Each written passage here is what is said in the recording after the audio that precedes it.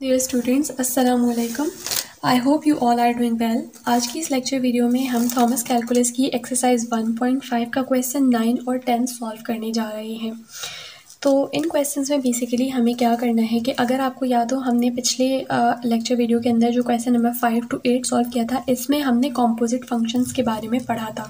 तो इन क्वेश्चन में बेसिकली क्या है कि ये आपको एक कॉम्पोजिट फंक्शन दिया हुआ है और आपसे ऑपोजिट पूछा जा रहा है, यानी आपसे पूछा जा रहा है बताओ किन फंक्शंस को मिला के मैंने इस फंक्शन को कॉम्पोजिट फंक्शन बनाया है। यानी कि आप समझे कि आपको इस एक्सरसाइज के अंदर आंसर गिवन है और आपको क्वेश्चन बताना है कि हमारा क्वेश्चन क्या था जिससे ये आंसर आया है। ठीक है, तो लेक्चर वीडियो को स्टार्ट करते हैं स्टूडेंट्स। आप लोगों को याद होगा, मैंने आपको बताया था कि कॉम्पोजिट फंक्शन जो है वो हमारे पास किसी भी दो या दो से ज़्यादा फंक्शंस को जो है वो आपस में मिला के बनता है। ठीक है, तो यहाँ पे हमारे पास ये एक फंक्शन गिवन है जो कि दो फंक्शंस को मिला के बनाया है, और वो फंक्शन या तो ये है, या तो ये वाला है, या तो ये वाला है, और या तो ये वाला है। ठीक है, तो अब हमें देखना है कि कौन सा फंक्शन है। तो आप देखिए, सबसे पहले आपके पास ये -3 किस फंक्शन में पाया जा रहा है, इस f(x) में पाया जा रहा है। तो आप इसको लिख लो कि f(x) इक्वल है x-3 के, और फिर √x आपके पास किस फंक्शन में पाया जा रहा है, g(x) के अंदर पाया जा रहा है। तो आप यहाँ पे लिख लो g(x) is equals to √x। अब हमारे पास ये क्या है, y इक्वल्स टू √x-3, यानी अगर इस x की जगह मेरे पास ये √x आ जाए तो मेरे पास ये y आ जाएगा। ठीक है, तो इसका मतलब कि मैंने इस g(x) की वैल्यू को उठा के इस f(x) के फंक्शन में रखना है। तो हमेशा याद रखें कि जिसकी वैल्यू रख रहे होते हैं वो अंदर लिखा जाता है इस तरह से, और जिसके अंदर लिख रहे होते हैं वो इस तरह से बाहर आ जाता है। ठीक है, तो ये हमारे पास f(g)(x) को अगर आप बनाए तो ये बन जाएगा √x-3 which is equals to f(g)(x), ये एज इट इज़ आएगा, and this √x-3 is equals to y। तो आप लिख दोगे y। तो इसका मतलब कि आपका ये जो y फंक्शन आया था ये f और g(x) के फंक्शन को कंबाइन करके आया था। ठीक है, तो ये हमारे पास क्वेश्चन नंबर 9 का पार्ट ए था। अब हम मूव करते हैं पार्ट बी की तरफ। अच्छा, तो ये मेरे पास पार्ट बी है जिसके अंदर मेरे पास एक कॉम्पोजिट फंक्शन गिवन है y इक्वल्स टू 2 और √x। अब देखिए किस फंक्शन में मेरे पास 2 गिवन है, g(x) के अंदर मेरे पास 2 गिवन है। ठीक है, और √x किसके अंदर गिवन है, मेरे पास g(x), यानी कि इन्हीं दोनों फंक्शंस को कंबाइन करके ये आया होगा। ठीक है, तो मैं लिख देती हूँ कि मेरे पास जो g(x) गिवन है वो गिवन है √x, और जो j(x) गिवन है वो गिवन है 2x। अब देखिए मेरे पास क्वेश्चन में 2 है और इस x की जगह पे √x है, यानी कि मेरे पास g(x) की वैल्यू को j(x) के अंदर पुट करना है। ठीक है, तो अगर मुझे g(x) की वैल्यू को j(x) के अंदर पुट करना है तो मैं कैसे लिखूँगी, g(x) इज इक्वल्स टू 2 और फिर √x, क्योंकि अब इस x की जगह मैंने g(x) की वैल्यू पुट कर दी है। ठीक है, तो मेरे पास जो g(x) है वो इक्वल आ रहा है 2√x के, जो कि खुद इक्वल है y के। तो इसका मतलब कि मेरा जो g(x) है वो इक्वल है y के। ठीक है, तो ये मेरे पास है पार्ट बी। अब हम मूव करेंगे पार्ट सी की तरफ। सो ये मेरे पास स्टूडेंट्स पार्ट सी है जिसमें मुझे गिवन है y इक्वल्स टू x की पावर 1/4।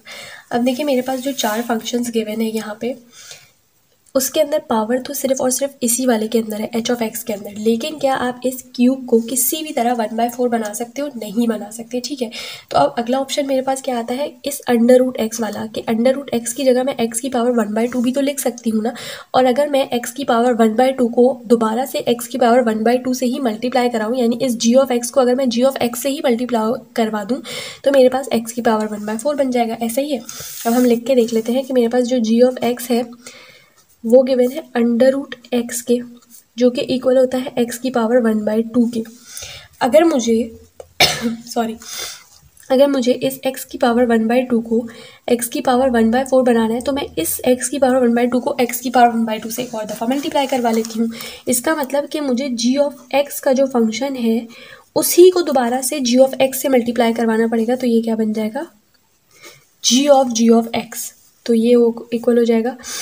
अब ये x की पावर 1/2 है, तो इस x की पावर 1/2 के अंदर आपको x की पावर 1/2 ही पुट करना है, यानी इस x की जगह क्या आ जाएगा, x की पावर 1/2, और ये वाला 1/2 जो है वो ऐसे करके आ जाएगा।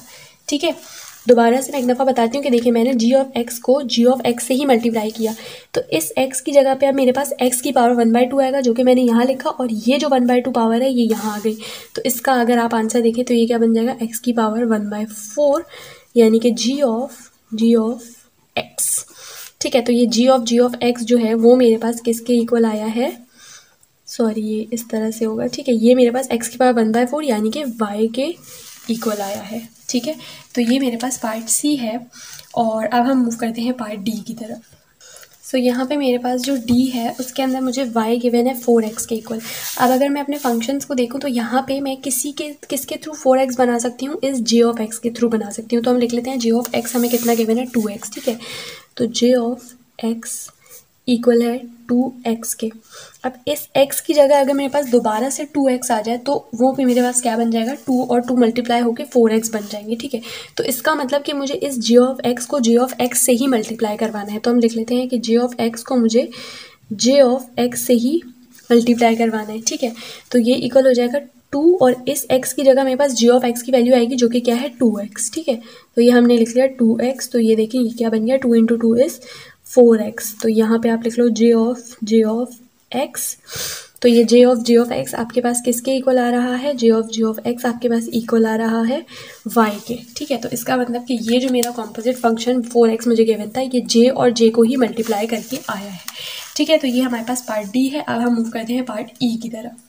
सो स्टूडेंट्स ये मेरे पास पार्ट ई है। ठीक है, तो मेरे पास बेसिकली कितने 4 फंक्शंस गिवन थे। एक गिवन था मेरे पास f ऑफ x जो कि इक्वल था x-3 के। एक मेरे पास g ऑफ x गिवन था जो कि इक्वल था √x के। एक मेरे पास गिवन था h ऑफ x जो कि इक्वल था x³ के। और एक मेरे पास g ऑफ x गिवन था जो कि इक्वल था 2x के। ठीक है, और ये मेरे पास पार्ट ई है। अगर आप इस पार्ट को ध्यान से देखो तो यहाँ पे 3 फंक्शंस को कंबाइन किया हुआ है। ये x-3 इस f ऑफ x से आया है, ये जो क्यूब है x के ऊपर ये मेरे पास इस h ऑफ x से आया है, और ये जो अंडर रूट है मेरे पास वो मेरे पास इस g ऑफ x से आया है। तो मैं इन तीनों फंक्शंस को अपने पास लिख लेती हूँ कि f ऑफ x इक्वल है x-3 के ये वाला फंक्शन आया है, क्यूब वाला फंक्शन ये h ऑफ x वाला आया है, तो मैं इसको लिख लेती हूँ। ठीक है, और उसके बाद फिर ये अंडर रूट वाला फंक्शन इस g ऑफ x से आया है, तो मैं इसको लिख लेती हूँ √x। अब देखो सबसे पहले इन्होंने क्या किया है, इन्होंने इस x³ के अंदर f ऑफ x की वैल्यू डाली हुई है, यानी h ऑफ x के अंदर इन्होंने f ऑफ x की वैल्यू लिखी है। तो आप सबसे पहले लिख लो कि h of f of x जो है अगर वो मैं निकालूँ तो वो मेरे पास किसके इक्वल आ जाएगा, x की जगह x-3 आ जाएगा और उसके ऊपर ये वाला क्यूब आ जाएगा। ठीक है, अब इस पूरे की जो वैल्यू है h of f of x की वैल्यू उसको इन्होंने इस अंडर रूट के अंदर जो a x है इसकी जगह पे पुट किया हुआ है, यानी इस h of f of x को इन्होंने g ऑफ x के अंदर पुट कर दिया है। ठीक है, तो हम कैसे लिखेंगे कि g of h of f of x वो इक्वल है ये वाला अंडर रूट आएगा, और इस x की जगह हम इस वाली पूरी वैल्यू को h of f of x वाले x की वैल्यू को रखेंगे जो कि है x-3 का क्यूब। तो ये देखिए यही चीज़ आ गई। तो इसका मतलब कि जो मेरा g of h of f of x है वो इक्वल है y के। ठीक है, तो ये मेरे पास हो गया है पार्ट ई। अब हम मूव करते हैं इसके पार्ट f की तरफ।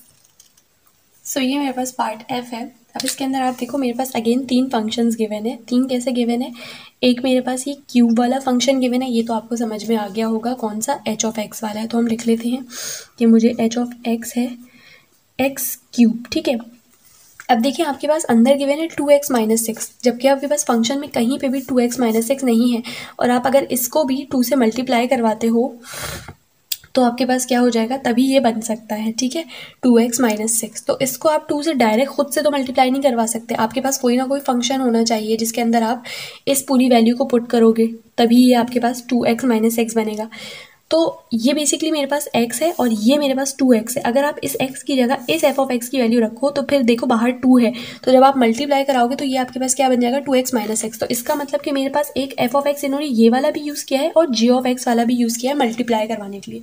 ठीक है, तो मेरे पास f ऑफ x भी यूज़ हुआ है जो कि है x-3, और मेरे पास g ऑफ x भी यूज़ हुआ है जो कि है 2x। मैं दोबारा से एक दफ़ा बताती हूँ। देखें मेरे पास जो फंक्शन था 2x-6 ये मेरे पास सिर्फ और सिर्फ कब बन सकता था कि मेरे पास जो f ऑफ x है वो x-3 है। अगर इसको मैं 2 से मल्टीप्लाई करूँ तभी मेरे पास 2x-6 आएगा। तो जो मेरे पास एक और फंक्शन है g ऑफ x, उसमें 2 जो है वो x से मल्टीप्लाई हो रहा है।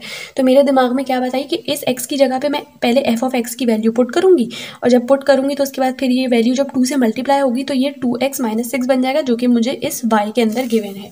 ठीक है, तो इससे मुझे पता चला कि यहाँ पे 3 फंक्शंस यूज़ हुए हैं। ठीक है, तो अब हमें क्या करना है, हमें सबसे पहले इस g ऑफ x वाले x के अंदर f ऑफ x की वैल्यू पुट करनी है। ऐसा ही है, तो हम लिख लेते हैं कि g of f of x जो है वो हमारे पास क्या हो जाएगा, 2 ऑफ इस x की जगह x-3 आ जाएगा। तो ये क्या बन जाएगा, 2x-6 बन जाएगा। ठीक है, फिर इन्होंने इस 2x-6 के ऊपर क्यूब लगाया, यानी इस वाली वैल्यू को उठा के इस h ऑफ x वाले x के अंदर रखा है। ठीक है, तो हमारे पास ये क्या हो जाएगा कि h of j of f of x हो जाएगा, ये इज इक्वल्स टू, अब इस x की जगह आप ये वाली वैल्यू रखोगे विच इज़ 2x-6 और उसके ऊपर क्यूब है तो आप ये क्यूब लगा दोगे। ठीक है, तो आपके पास जो h of j of f of x आया है वो इक्वल आया है y के, यानी कि मेरे पास ये जो y था वो इन तीनों फंक्शंस को मिला के एक कॉम्पोजिट फंक्शन बनाया गया था। तो ये हमारे पास स्टूडेंट क्वेश्चन नंबर 9 के तमाम पार्ट्स थे। अब हम मूव करेंगे क्वेश्चन नंबर 10 के पार्ट्स की तरफ।